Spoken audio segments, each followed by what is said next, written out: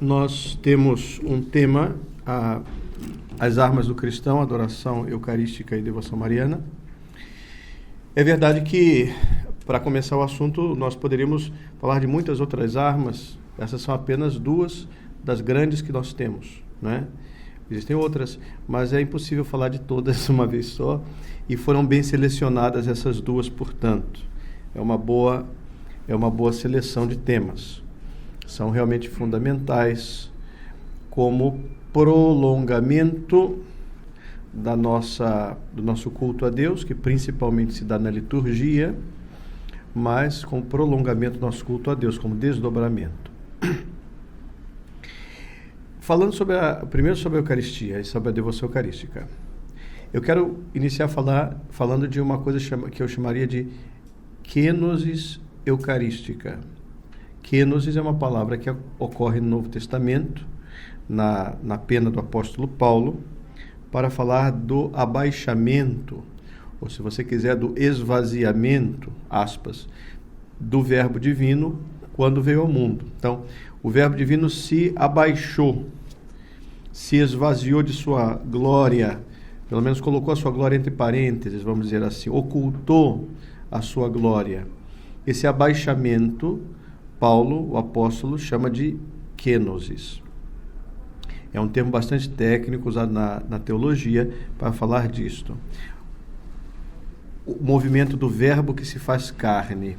Por exemplo, na carta aos Filipenses, capítulo 2, Paulo fala disto. Então, a encarnação é uma kenosis, é um abaixamento, é uma humilhação voluntária. Mas, uma vez que o verbo se fez carne, ele, não satisfeito, se fez pão. Entendamos, pão eucarístico não é Cristo que vira pão, mas o pão que vira Cristo, né? Nós sabemos disso. Mas vamos chamar de pão porque ele assim mesmo diz: eu sou o pão da vida. Então é lícito que a gente chame pão. Ele mesmo chamou pão, mas é ele. Então o verbo se fez carne e o verbo feito carne se fez pão. É como que um desdobramento da kenosis. É como uma reduplicação quase do abaixamento inicial. Jesus na Eucaristia é Jesus duplamente humilhado, ou seja, ele se humilhou duplamente, né? Fazendo-se filho do homem ao nascer de Maria e fazendo-se pão, ou tomando o aspecto de pão na Eucaristia.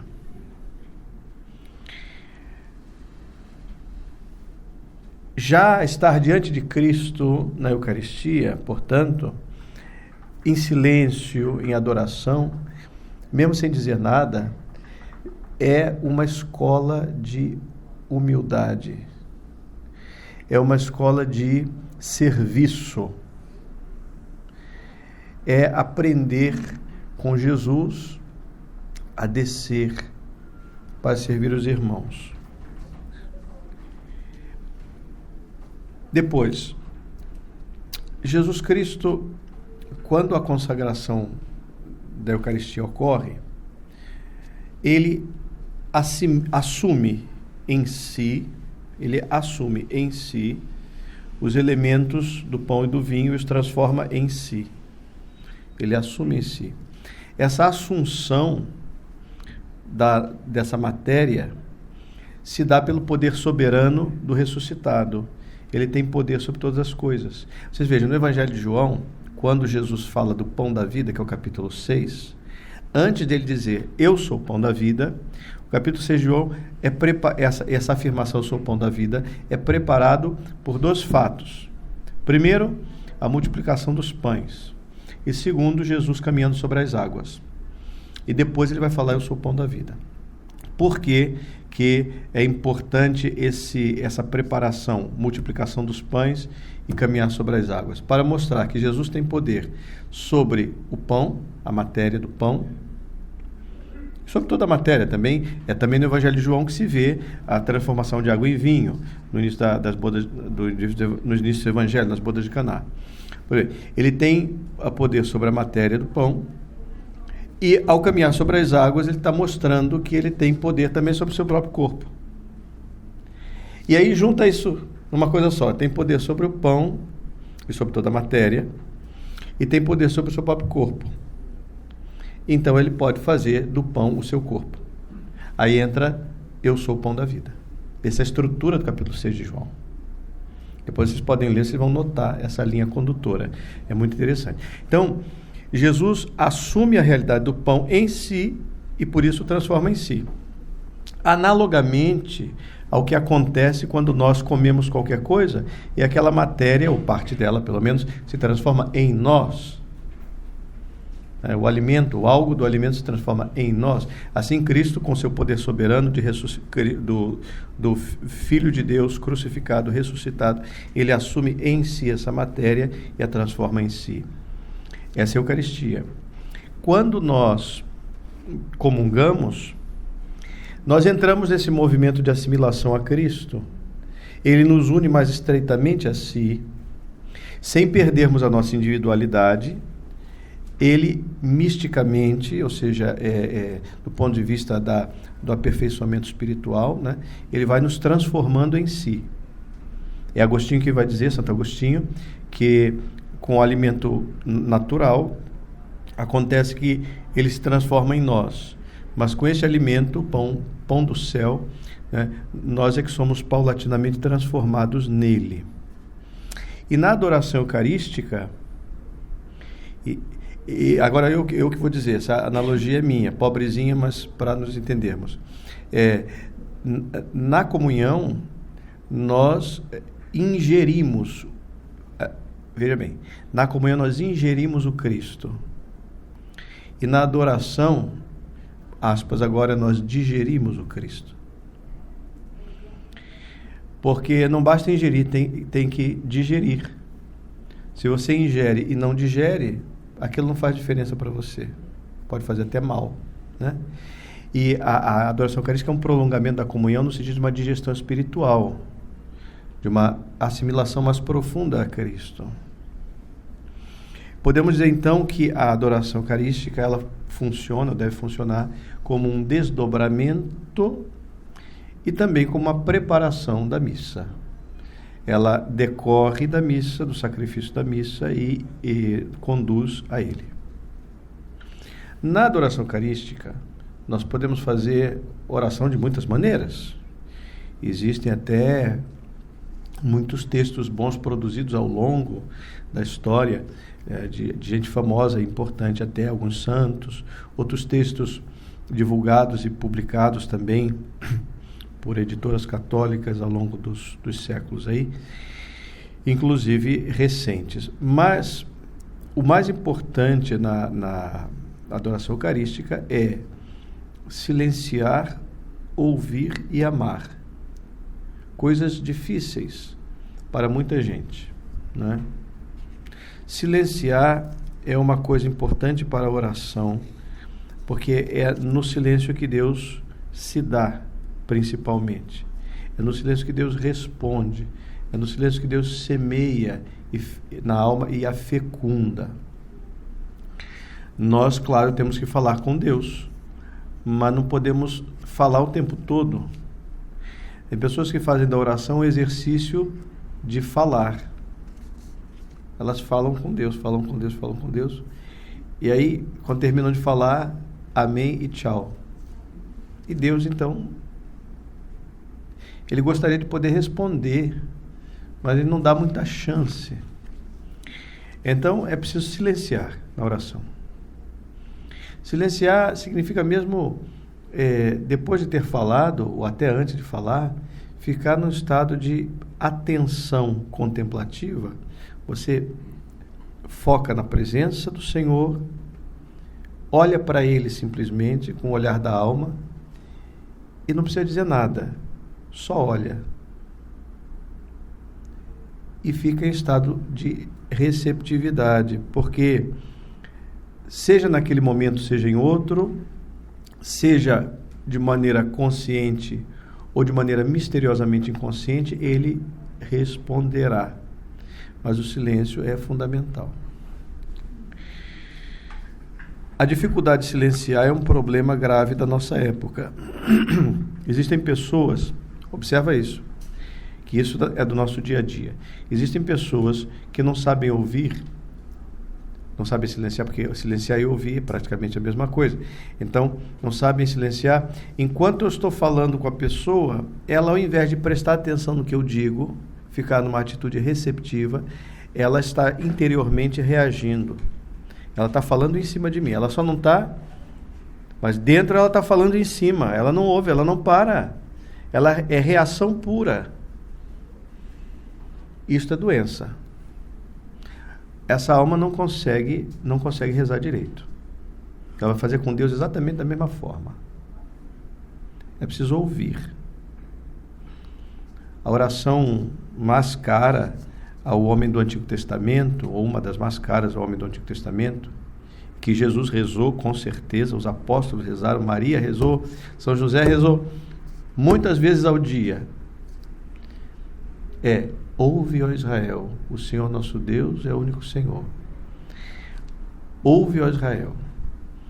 E quando eles faziam essa oração, tradicionalmente, faziam-na cobrindo os olhos.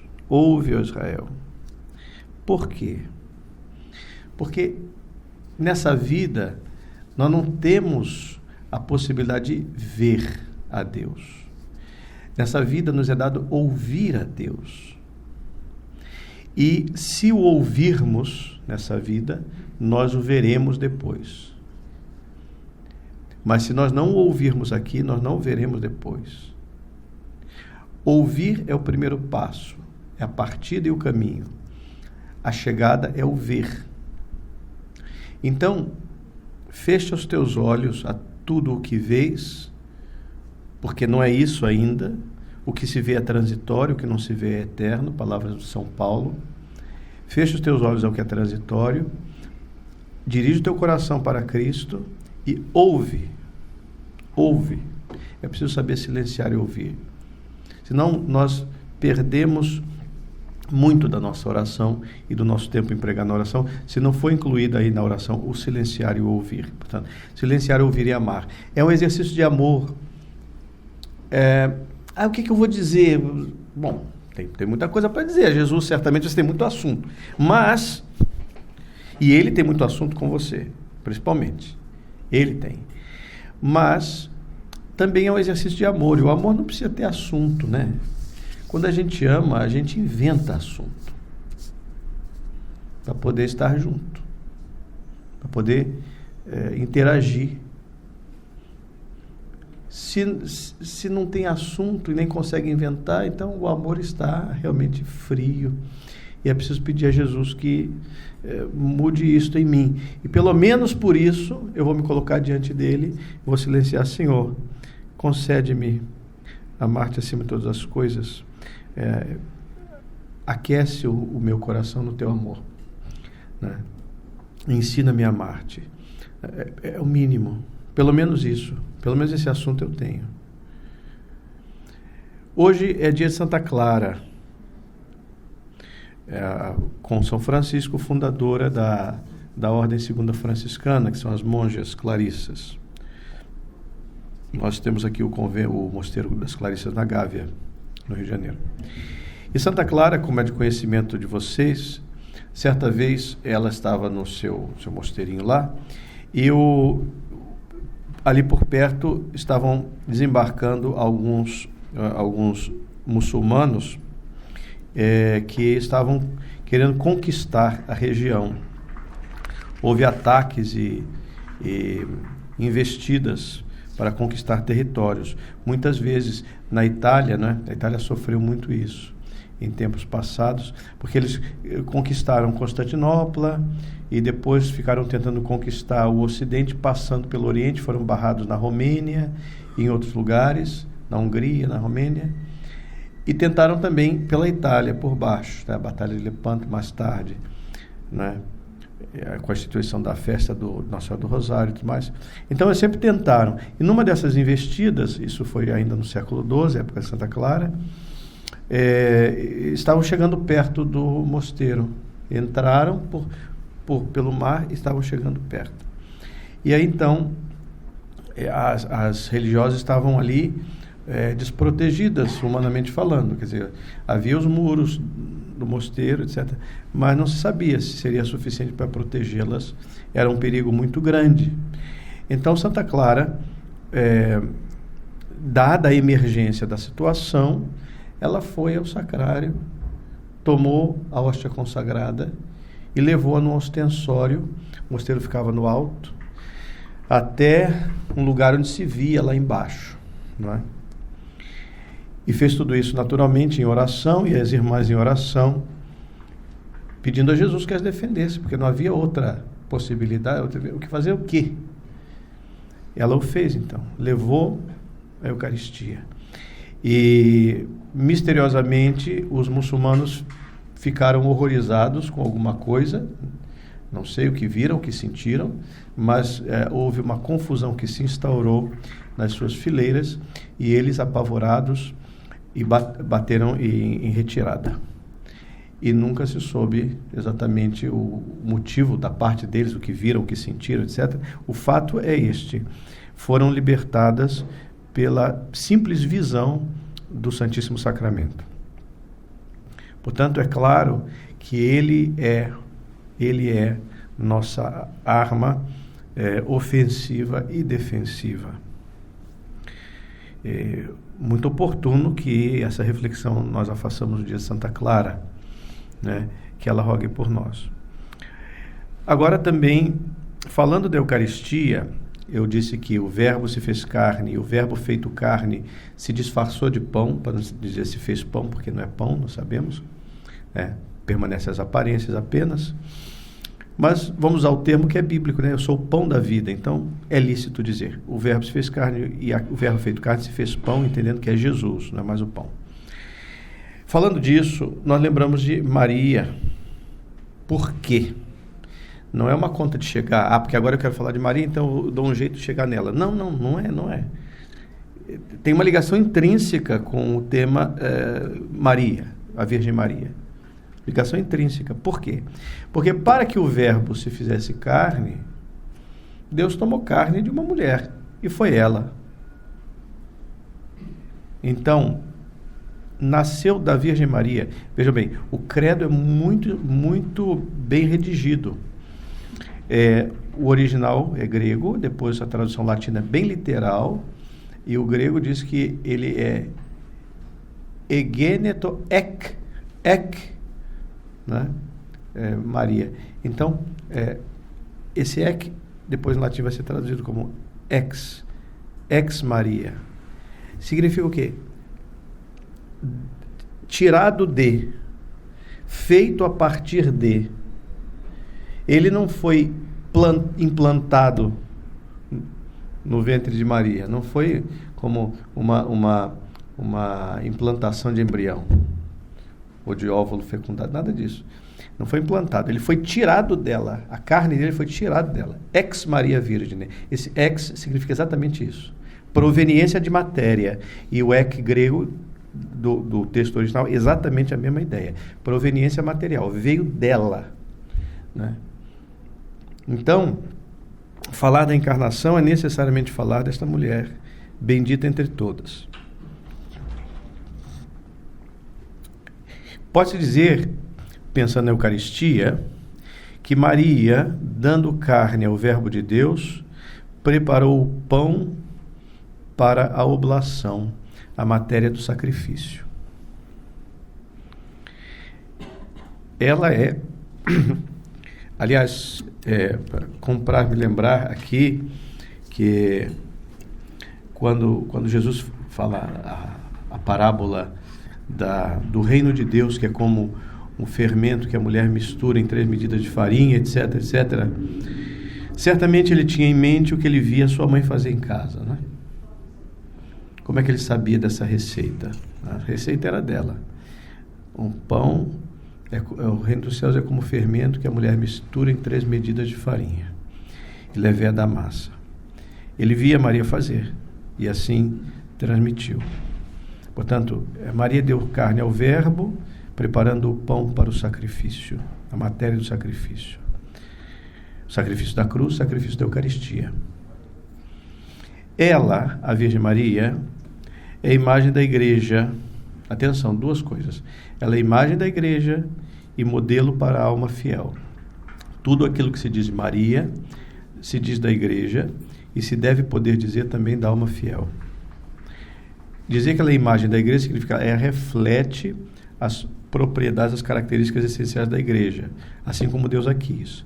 E dizer que ela é modelo para a alma fiel significa que, olhando para ela, nós temos noção do que Deus pretende de nós, onde Ele quer nos conduzir, onde Ele quer que nós cheguemos, o que Ele quer que nós sejamos. Olhando para ela, nós temos a noção do desígnio divino para nós. Portanto, imagem da igreja e modelo para a alma fiel. Vejamos, Maria é esposa virgem e mãe. Esposa virgem e mãe. Me permitam um parêntese. É claro, Maria temos aí o dogma da virgindade perpétua de Maria. Mas, quando Maria recebeu o anúncio do anjo, segundo o costume judaico da época, ela não era nem prometida nem noiva, ela era já esposa, porque o casamento se dava em idade muito precoce e o esposo e a esposa, porque era casamento, então dava-se idade precoce.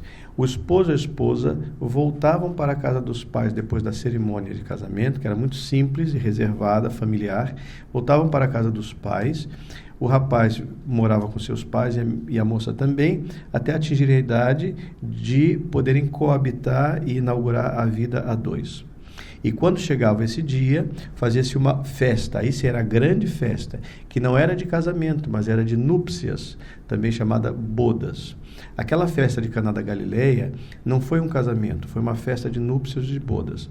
As traduções tentam facilitar a nossa vida, porque nós não temos o conhecimento geral desse costume. Então teria que fazer uma nota de pé de página, explicando muito bem. Então preferem não ter trabalho e colocar, houve um casamento em Caná da Galileia, mas não era casamento, era núpcias ou bodas. Tá? Tem essa diferença, porque eles já eram casados. Então, já era o esposo e a esposa. Quando você lê o Cântico dos Cânticos, você fica horrorizado, porque o Cântico dos Cânticos, os judeus até hoje, é o último livro que é dado para os jovens estudarem do Antigo Testamento, é o último livro, porque ele tem poemas assim, digamos, com um certo apelo carnal, né? E certas tiradas assim que ficam... Aí você fica assim, como é possível? Porque está traduzido aqui o noivo, a noiva, não é? Mas está errado, não é o noivo, a noiva, é o esposo, a esposa. Mas aí você não entende, porque parece uma brincadeira de dois jovens que estão namorando. E aí, que confusão é essa? A confusão se explica da seguinte maneira. Eles já eram casados, portanto, aquilo que você está lendo ali está dentro da liceidade, está lícito. Aquele pensamento, aquele discurso. Eles já eram casados, mas ainda não habitavam juntos, conforme o costume. Então, era um momento de encantamento juvenil do esposo e da esposa, já são casados os dois. Bom, voltando. Então, Maria era esposa. Quando José recebe o anúncio do anjo, em sonho, o anjo não diz, não temas receber Maria como tua esposa. Também está errada essa tradução. O correto seria traduzir, não temas receber Maria tua esposa, pois o que nela foi gerado é fruto do Espírito Santo. Não é como tua esposa. Né? E tantas traduções se traem, porque pouco depois aparece novamente o termo esposa e eles esquecem o como em geral. Aí você vê, né? Mas essa é a explicação. Por que eu digo isso? Porque então... existe a figura da esposa virgem. A esposa virgem é aquela que foi desposada, ela está casada, por isso ela poderia ser acusada de adultério, porque já estava casada. Ela está casada, mas ainda não coabitou. Agora, a esposa virgem era a situação da Virgem Maria, na Anunciação, e a esposa virgem é a situação da igreja, porque ela já foi desposada a Cristo, no Calvário, no sangue da cruz, mas ela ainda não teve a sua união consumada com Ele. Quando será? Na segunda vinda do Senhor. Então, a igreja será abraçada definitivamente pelo Cordeiro, pelo seu esposo, no dia da parousia, no dia da ressurreição dos mortos, do juízo final. Então, você tem Maria, que é a esposa virgem mãe, porque é virgem fecunda, e a igreja, interessante, esposa virgem, porque aguarda a vinda do Senhor, no entanto, ela já é mãe também. Mãe virgem. Né? E isso deve se aplicar a alma fiel. A alma fiel deve ser esposa do Verbo, esposa do Cristo. Esse tema da alma esposa foi desenvolvido maravilhosamente por São Bernardo e pela tradição cisterciense na Idade Média, dentre outros, né? A cultura, a teologia monástica da Idade Média desenvolveu muito, mas especialmente São Bernardo e os cistercienses. Então, a alma esposa do Verbo. A alma virgem. O que significa alma virgem? A virgindade espiritual aqui significa guardar a fé na sua integridade. São Paulo fala aos cristãos de Corinto, acho que na segunda carta aos Coríntios, né? Ele diz: fui eu que vos desposei a Cristo como virgem pura. Guardai a pureza da vossa fé. As palavras são depois outras, mas aí o sentido é esse: guardar a pureza da fé. Então, como a esposa virgem se guarda para o seu esposo, para o dia das núpcias, e o esposo se guarda para ela no dia das núpcias, assim também, como Cristo se guarda para a igreja se guarda para Cristo. E não pode perder a sua fé. A fé tem que permanecer intacta. A fé é a integridade, a pureza da igreja. E a pureza da alma também, a alma virgem. Então, ela é esposa do Verbo, ela é virgem porque guarda intacta a fé, e a alma virgem se torna também mãe. Agostinho fala, Agostinho é muito perspicaz.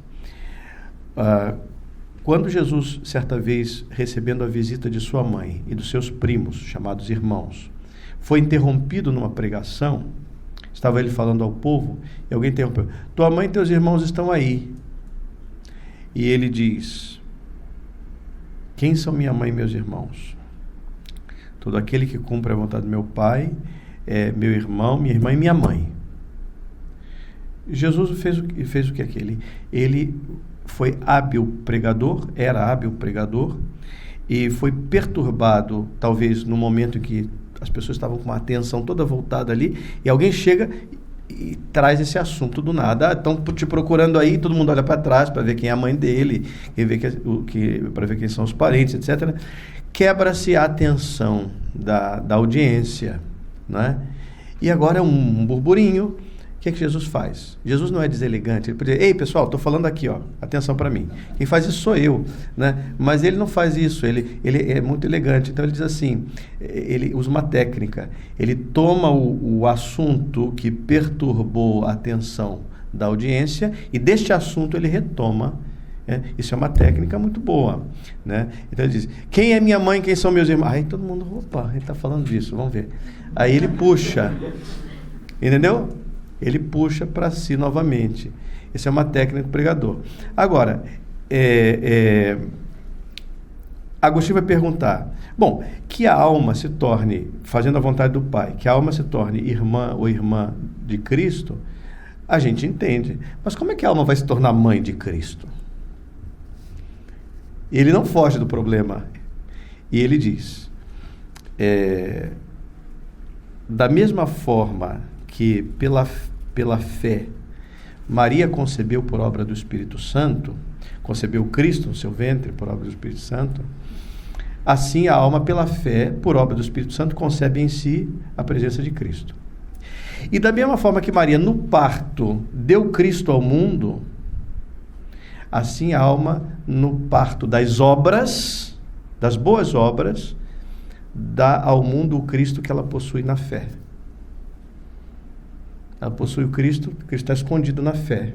Quando ela age, Cristo nasce e é mostrado ao mundo. Ela se torna mãe de Cristo pelas obras. Quer dizer, mãe grávida pela fé e mãe de dar à luz pelas obras, né?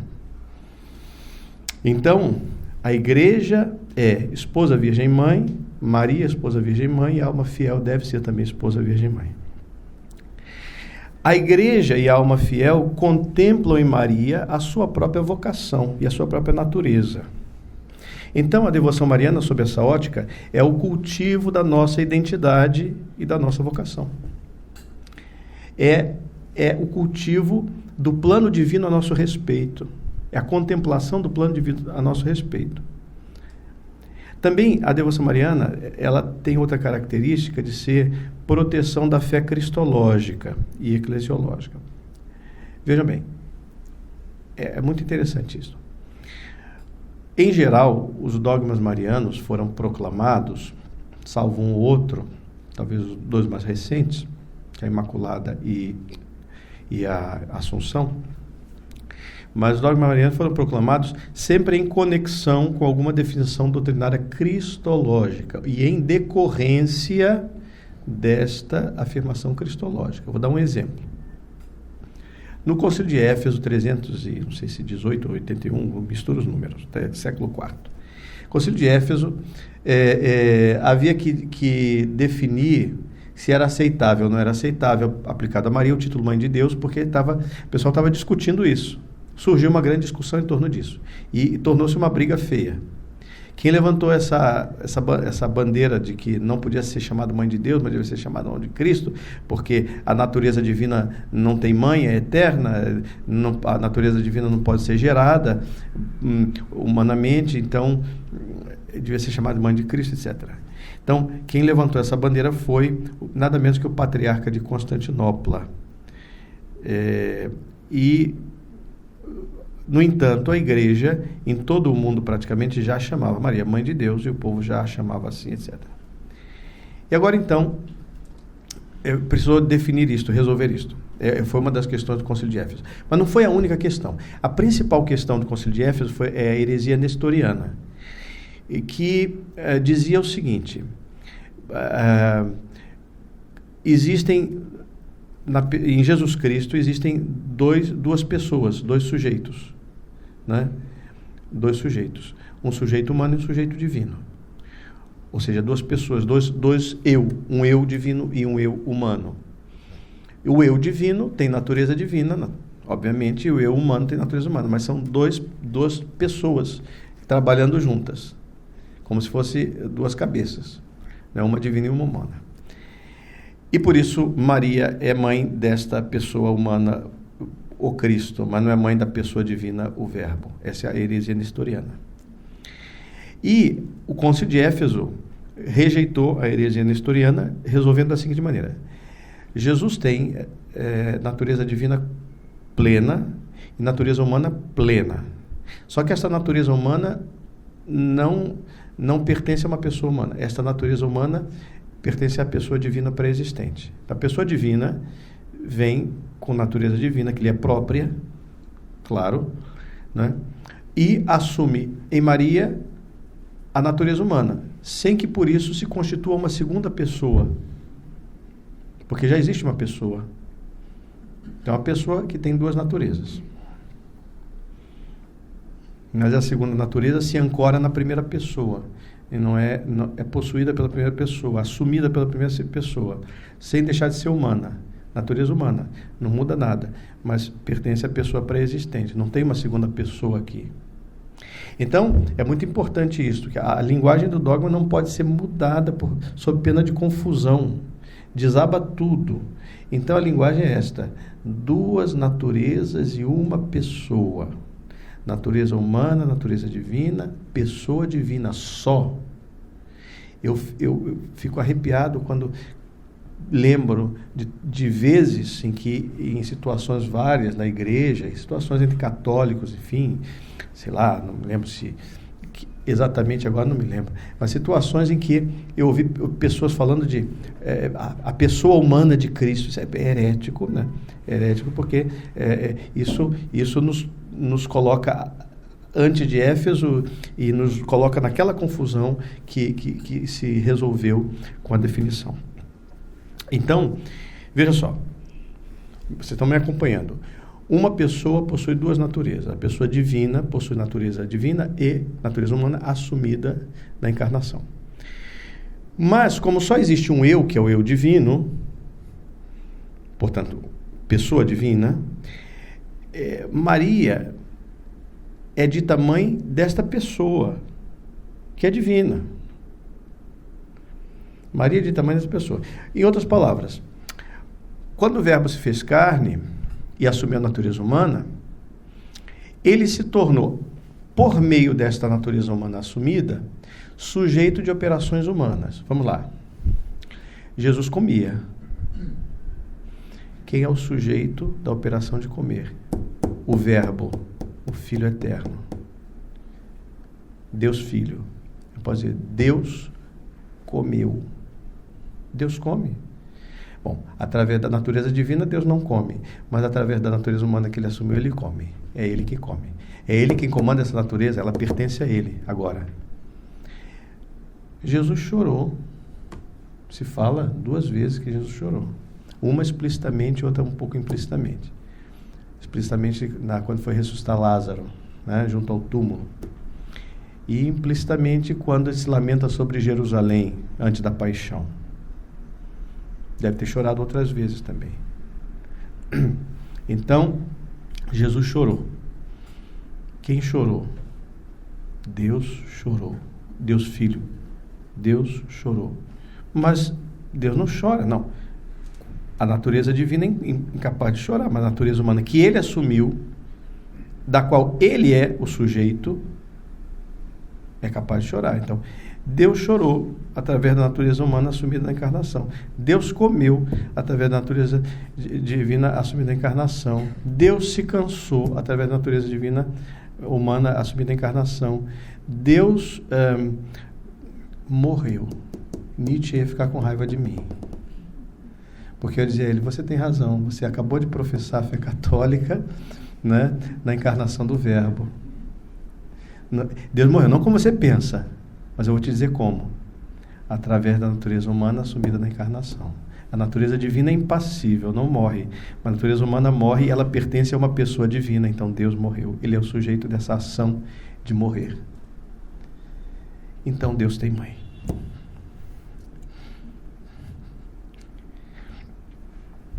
Deus nasceu de Maria, Deus Filho, sempre a segunda pessoa. Deus nasceu de Maria, Deus foi amamentado por Maria, etc. Deus tem mãe. Então veja como afirmar mãe de Deus é proteger o dogma cristológico. Está protegido. É uma cerca de proteção do dogma cristológico. Se você rompe essa barreira de proteção, você expõe o dogma cristológico à heresia, voltamos atrás. Então, assim como Maria vivencialmente está unida a Cristo de modo indissolúvel, assim também doutrinariamente é um fio tão tecido de modo tão estreito que se você puxa um, você rasga o outro também. Não é? O dogma mariano é cerca de proteção do dogma cristológico, é uma barreira de proteção. É por isso que é importante, também estrategicamente importante, fomentar a devoção mariana no povo, porque não vou falar de Niceia, Calcedônia e Constantinopla e concílios cristológicos para o povo a toda hora. Isso é uma ocasião assim especial, com pessoas que se interessem por isso e tenham condições de acompanhar, mas para proteger a fé das pessoas, a fé cristológica correta, basta ensiná-los a dizer mãe de Deus, por exemplo. E aí você já protegeu o dogma cristológico. Então, deixa eu ver aqui onde estava. Eu também gostaria de falar, mas não vou falar porque senão vai ficar muito longo, mas deixo, quem sabe, para uma outra ocasião. Eu sempre perguntava por que a implicância tão grande do protestantismo com Maria, e é uma pergunta que muitos têm. É verdade que o protestantismo, na sua origem, não tinha tanta implicância quanto tem hoje. Mas o que aconteceu foi que o protestantismo ele foi se depurando no que ele tinha de pior. ele foi se destilando, essa é a melhor palavra, ele foi destilando. Então ele foi se degenerando na sua própria identidade, quer dizer, muda a expressão, foi se degenerando rumo à sua própria identidade. Rumo à sua própria identidade. Então, Lutero, por exemplo, disse que ele, ao seu modo, era devoto de Maria e foi até a morte pedir intercessão dela. E observava as festas marianas do calendário. E ele tem um livro muito curioso, que embora não possa ser subscrito na sua totalidade, do ponto de vista doutrinal, mas em grande parte ele poderia ser subscrito por nós. E são as Meditações sobre o Magnificat. E é surpreendente, é surpreendente. É de tirar qualquer protestante do sério aquele negócio. Aliás, eu faço um parêntese, porque você sabe que a dificuldade protestante dos luteranos, principalmente, maior era a teologia da graça. E aí, uma vez, e quem respondeu a eles, dando a resposta católica ao problema, foi o Concílio de Trento. Aí, então, um jesuíta, que é o padre Hortal, vocês conhecem, devem conhecer, não sei, jurista, canonista, ele uma vez estava numa assembleia assim, numerosa, com católicos e luteranos, e falando desse problema da teologia da graça, ele pegou o Concílio de Trento, o trecho do Concílio de Trento que define a doutrina da graça, e leu.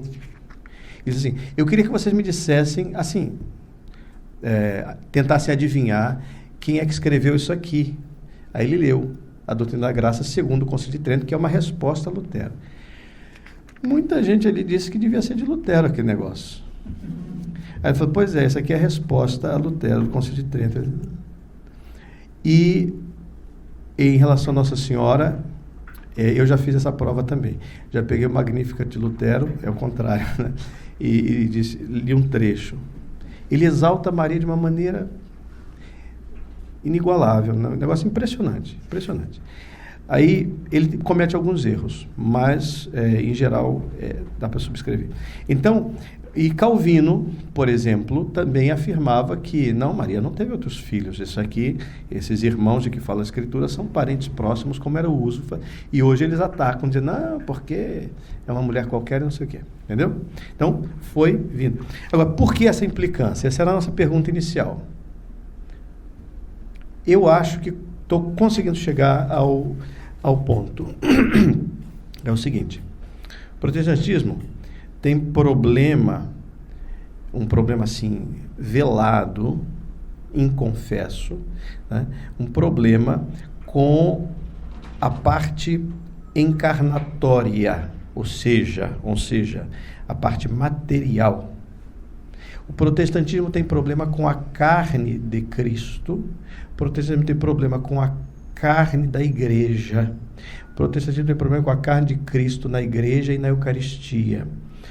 O protestantismo tem problema com a carne porque, veja bem, eles rejeitam uma igreja visivelmente circunscrita e identificável, materialmente identificável. Rejeitam essa ideia de uma circunscrição material da igreja. A igreja tem que ser algo fluido e não identificável materialmente. Vou dizer, aqui está a igreja. Então, o problema é com a matéria, com a carne da igreja. Vamos dizer, o problema é com a carne de Cristo, não só na Eucaristia, mas também na sua proveniência de Maria. Existe uma tentação gnóstica de fundo no protestantismo, uma espécie de neognose, porque não é uma gnose descarada, é uma gnose velada. Talvez nem o protestante se dê conta disto, né? Porque você vê que todos os aspectos materiais do catolicismo foram colocados em xeque. A maioria dos sacramentos, a constituição material, ou seja, humana, visível da igreja, e por fim, por causa dessa associação Igreja-Maria, respingou nela também. Respingou nela. Na verdade, esse acirramento da oposição em relação a Maria deriva de um problema, de uma oposição à materialidade da igreja, à materialidade dos sacramentos, porque São Leomagno disse que aquilo que era visível no nosso Salvador passou aos seus mistérios, traduzindo, aos sacramentos.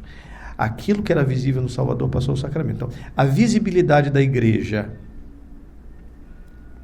e a visibilidade dos sacramentos deriva da encarnação, ou seja, da visibilidade do Filho de Deus na carne. Só existe sacramento e só existe igreja porque o Verbo se fez carne. A origem de tudo é a encarnação. O Verbo salva através da carne. E aí salva através da matéria dos sacramentos e salva através da carne da igreja. A igreja é o prolongamento no tempo, segundo os santos padres, do mistério da encarnação. É o Cristo presente na carne da igreja. Veio a cabeça e agora o corpo está aí. Então, se eu tenho problema com a igreja e com a sua constituição humana, material, visível, eu não posso não ter problemas com Maria, porque ali se deu o fundamento, a encarnação. Então, há uma reflexão teológica possível aí em cima para explicar por que essa implicância. Mas vamos ver.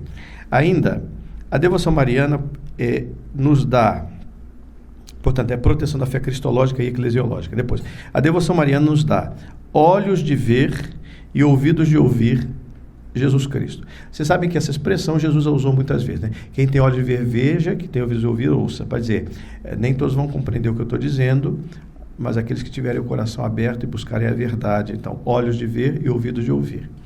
Pois bem, eu uso essa expressão para dizer, a devoção mariana nos aproxima da sensibilidade dela para ver e ouvir Cristo.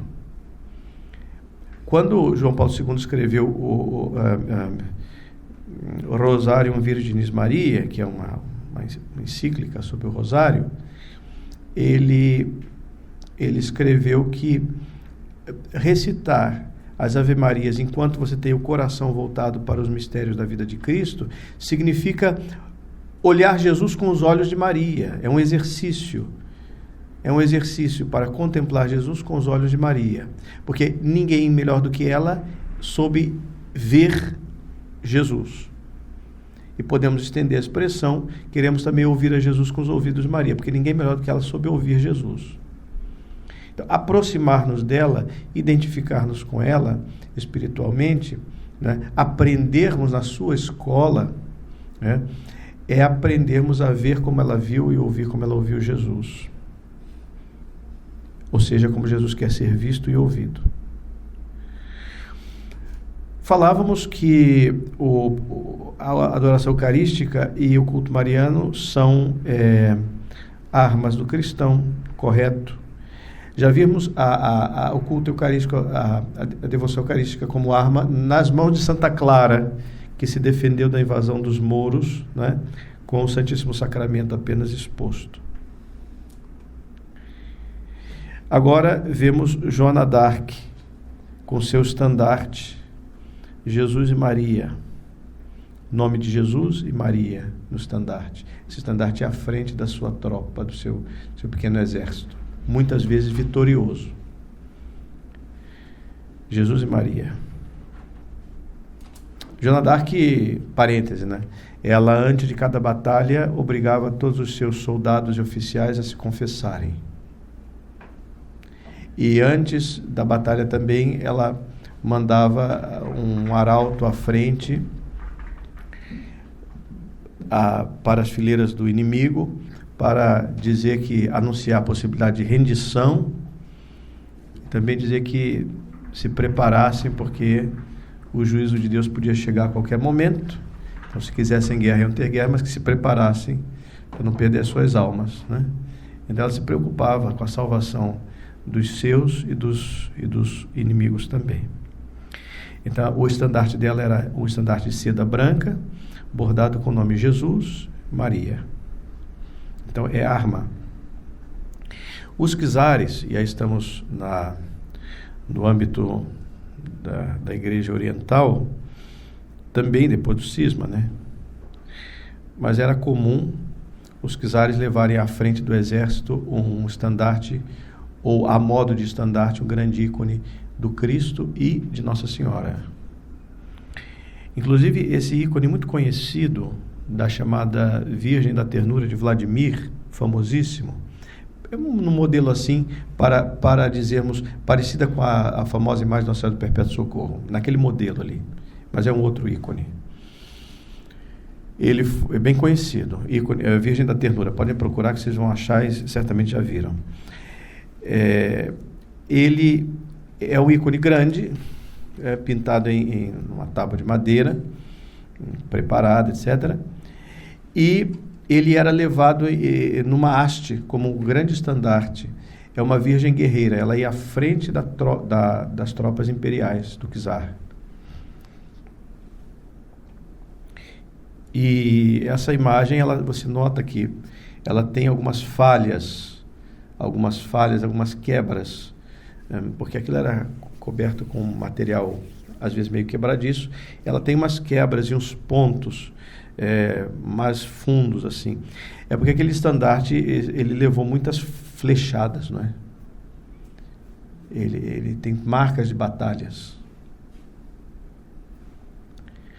Curioso que a própria imagem da Virgem e do menino não foram muito atingidas, mas aqui de um lado e do outro, onde estariam os anjos, não é? No modelo da imagem da Nossa Perpétua Socorro, parecido, os anjos aqui segurando os instrumentos da paixão, esses aqui desapareceram, porque foi muito atacado e muito flechado ali. Então, é a Virgem Guerreira que vai à frente dos exércitos cristãos, né? E nos faz lembrar o trecho do Cântico dos Cânticos, em que a igreja acomoda esse texto à figura de Maria.